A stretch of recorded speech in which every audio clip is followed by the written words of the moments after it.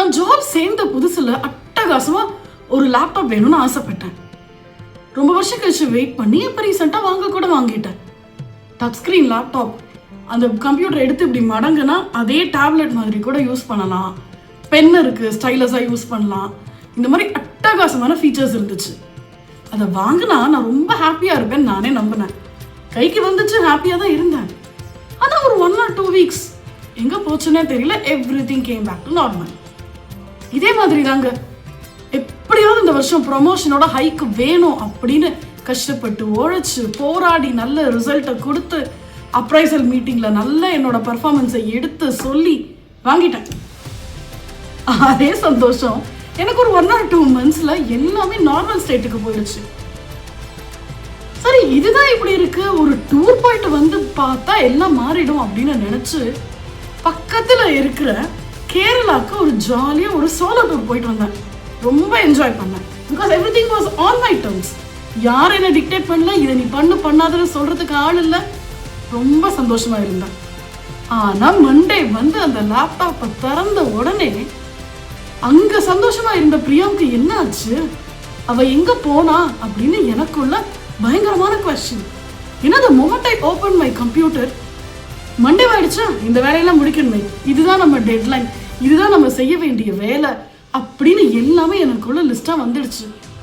அந்த பழைய சந்தோஷம் எங்க தான் போச்சு அப்படின்னு நினைக்கும் போது தான் எனக்கு இந்த டேர்ம் ஹீடோனிக் அடாப்ஷன் அப்படின்றது என் மைண்டுக்கு வந்துச்சு. அப்பதான் அதுல என்ன சொன்னாங்க அப்படின்னா, சந்தோஷமோ துக்கமோ கொஞ்ச நேரம் கழிச்சு எல்லாமே பேஸ் லைனுக்கு ரீசெட் ஆயிடும்.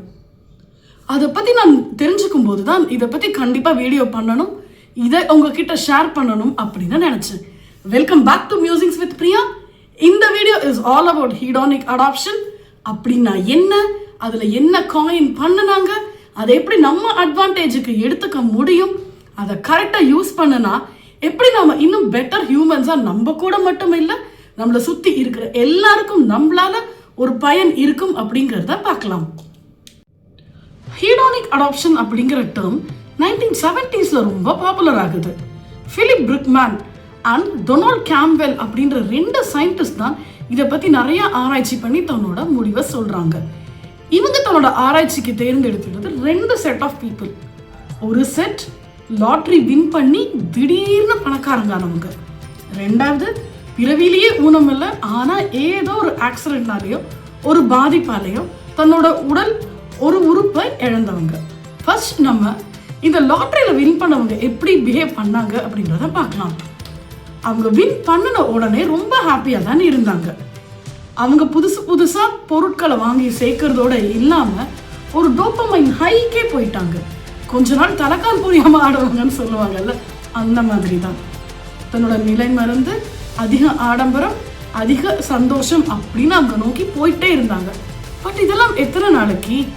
எந்த வேகத்துக்கு அவங்க வளர்ந்தாங்களோ அதே வேகத்துக்கு திருப்பி சரிஞ்சிட்டாங்க. அதனாலதான் அவங்களால ஒரு நிலையான ஒரு தன்மையிலேயே எடுக்க முடியல.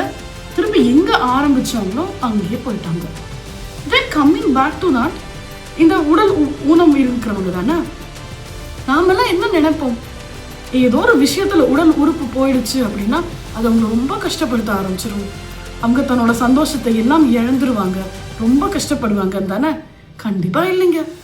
அவங்க கிட்ட நடந்த அந்த ஒரு ஆராய்ச்சியில கண்டுபிடிக்கிறாங்க, சரி ஏதோ நடந்துடுச்சு போயிடுச்சு, இனிமே எப்படி வாழலாம் அப்படின்னு 100க்கு 75லேருந்து 80% பேர் தன்னோட மைண்டை மாத்திக்க ஆரம்பிச்சிட்டாங்களாம்.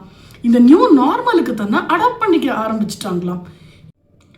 ஹீடோனிக் அடாப்ஷன் அப்படின்ற ஒரு விஷயம் இருக்கிறதுனால தான் இன்னைக்கு நாம எல்லாம் ஓவர் எக்ஸைட்டடா இல்லாமலோ இல்ல ஓவர் துக்கத்துல இல்லாமலோ ஒரு கிரவுண்ட் ஸ்டேட்ல இருக்கிறதுக்கு இதுதான் காரணம். வாங்க இதோட அட்வான்டேஜஸ் என்னென்னு பார்த்துடலாம். Number 1, emotional recovery. ரீசண்டா இல்ல கொஞ்சம் வருஷம் முன்னாடி உங்களுக்கு ரொம்ப பிடிச்சவங்க உங்களை விட்டு மறைஞ்சு போயிருக்கலாம், இல்ல இந்த உலகத்தை விட்டே போயிருக்கலாம். அந்த துக்கத்திலேருந்து கொஞ்சம் கொஞ்சமா மீண்டு இன்னைக்கு நம்ம ரொட்டீன்ல நம்ம ஒரு நார்மல் லைஃப் வாழறோம் அப்படின்னா அதுக்கு காரணமே இந்த ஹீடோனிக் அடாப்ஷன் தான். சொல்லுவாங்க, காலமும் நேரமும் நம்மள மாத்திடும், டைம் வில் ஹீல் அப்படின்னு. அந்த டைம் வில் ஹீலுக்கு பின்னாடி இருக்கிற இந்த கான்செப்ட் ஹெடானிக் அடாப்ஷன். அதே மாதிரி எங்கள் அம்மா அடிக்கடி சொல்லுவாங்க, உப்பும் தண்ணியும் சேர சேர எல்லாமே சரியாயிட்டு வந்துடும் அப்படின்னு. கரெக்டு தானே? இந்த உணர்ச்சி அப்படிங்கிறத தாண்டி இந்த பேசிக் இன்ஸ்டிங் இருக்குல்ல, ஃபுட், க்ளோதிங் அண்ட் ஷெல்டர், அதை நோக்கி நம்ம மைண்டு ஆட்டோமேட்டிக்காக ஓட ஆரம்பிச்சிடுமா. ஸோ அதனாலேயே நம்மளோட இமோஷன் ஒரு ரீசெட்டுக்கு வந்துருதுன்னு சொல்றாங்க. ரெண்டாவது விஷயம் சர்வைவல் ஓரியன்டேஷன். ஆதி மனிதன் அவன் சந்தோஷத்தை விட தன்னோட சர்வைவலை தான் ரொம்ப பெருசா நினைச்சான், தன்னோட பாதுகாப்பு உணர்வு. அதனாலேயே நீங்க ரொம்ப பார்த்தீங்க அப்படின்னா, வீட்டில் ரொம்ப ஏதாவது ஒன்று சிரிச்சுட்டு இருந்தோம் அப்படின்னா, ஐயோ ரொம்ப சிரிச்சிட்டோமே, இது ஏதாவது ஆயிடுமோ அப்படின்னு உள்ள ஒரு அலாம் அடிக்குது இல்லை, அது கூட இதனால தான். மூணாவது விஷயம் ஓவர் அட்டாச்மெண்ட். நமக்கு ரொம்ப பிடிச்ச ஒரு விஷயம் திடீர்னு தொலைஞ்சு போனாலோ காணாம போனாலோ ஒரு சின்ன வருத்தம் இருக்கும். ஆனால் அது நம்ம லைஃப்பை பாதிக்கிற அளவுக்கு நம்மளை ரொம்ப கொலாப்ஸ் ஆகாம காப்பாத்துறதே இந்த ஹெடானிக் அடாப்ஷன் தான். நெக்ஸ்ட், புது புது கோல்ஸ் நம்ம செட் பண்றது. நீங்க நினைச்சு பாருங்களேன், அதுதான் லைஃபுக்கு என்ன கிடைச்சாலும் நமக்கு அது போதும் போலயே இருக்காதே, என்ன பண்ணினாலும் நமக்கு திருப்தியே வராதே அப்படின்னு நம்ம புதுசா முயற்சிக்காமலோ புதுசா படிக்காமலோ நம்மள நாமளே முன்னேற்றிக்காம இருந்தாலும் எப்படி இருக்கும்? இன்னும் ஹியூமன்ஸ் பல பரிணாம வளர்ச்சியை கண்டுபிடிக்காம இருந்திருப்பாங்க, கற்கால மனிதனாவே இருந்திருப்பாங்க. ஏன் நாம கூட நம்ம ஜாப்ல ஜாயின் பண்ணும்போது வாங்குற சேலரியா இன்னைக்கு வாங்கிட்டு இருக்கோம், எவ்வளவு புது விஷயங்களை என்ஜாய் பண்றோம். அது எல்லாத்துக்கும் காரணம் நம்ம க்ரோ ஆகணும், நம்ம இன்னும் வளரணும் அப்படின்னு நமக்கு நாமே கொடுத்துக்கிற அந்த குட்டி குட்டி சேலஞ்சஸ் தான். Coming back to the fifth point, mental stability. இது ரொம்ப முக்கியங்க. ஏன்னா நினைச்சு பாருங்களேன், ஒரு பக்கம் ஓவரா சந்தோஷப்படுத்தக்கூடிய பல விஷயங்களை நாம டெய்லி சந்திச்சுட்டு இருக்கோம். அப்படி போனை திறந்தாலே அந்த டோபமைன் ஹிட். இதை தவிர நிறைய டூரு, ப்ரொமோஷன், ஃப்ரெண்ட்ஸோட பார்ட்டி அப்படின்னு ஒரு பக்கம் சந்தோஷம், இன்னொரு பக்கம் ஒர்க், டெட்லைனு, நம்மளை பிடிச்சி கழுத்தை நெரிக்கிற இஎம்ஐ, இன்னும் சில சேலஞ்சஸ். இது எல்லாமே ஒரு மனுஷனை அமுக்கும் போது அவன் டக்குன்னு வெளியில வர்றதுக்கு காரணமே இந்த இமோஷனல் ரீசெட் தான். அடுத்து நான் ரொம்ப நம்புற ஒரு விஷயம், லைஃபுக்கே ஒரு புது மீனிங்கை கொடுக்கிற விஷயமே இதுதாங்க. ஏன்னா சில பேர் ஸ்பிரிச்சுவலா மாத்திக்கிறாங்க. ஆதிசங்கர பகவத் பாதாள் என்ன சொல்லியிருக்காரு, நான் இந்த உடம்பு கிடையாது, என் பேரோ இது கிடையாது, நான் சிவன்ல ஒரு அங்கம் அப்படின்னு அவர் சொல்லும் போது இந்த டைட்டில்ஸோ இந்த வீடோ காரோ இதுக்குள்ள நம்ம அட்டாச் ஆவோமா? கண்டிப்பா மாட்டோம். ஸோ நாம நம்மள ஸ்பிரிச்சுவலா இன்னும் அதிகமா கடவுளை நோக்கி போகிறதுக்கு இது ஒரு காரணமா கூட அமையலாம். அடுத்து, நம்ம லைஃப்ல வாழணும் அப்படின்னா நமக்கு ஏதாவது ஒரு நல்ல பர்பஸ் வேணும். காலையில தினமும் எந்திரிச்சா நான் இத்தனை பேருக்காக வாழறேன், இவ்வளவு பேருக்கு யூஸ்ஃபுல்லா இருக்கேன் அப்படிங்கிற அந்த திருப்தியும் சந்தோஷமும் தான் எல்லாரையும் வாழ வைக்குது. ஸோ இது எல்லாம் நம்ம தேடி போகும்போது நம்ம லைஃபே ரொம்ப சந்தோஷமா மாறுது. ஹெடானிக் அடாப்ஷன் நம்ம கரெக்டா புரிஞ்சுக்கல அப்படின்னா ஒரு கண்டினியூஸ் லூப்குள்ள நம்மளே மாட்டிப்போம். வாங்க இதனால என்னென்ன டிஸ்அட்வான்டேஜஸ் இருக்கு அப்படின்னு பார்ப்போம். Number 1, endless comparison.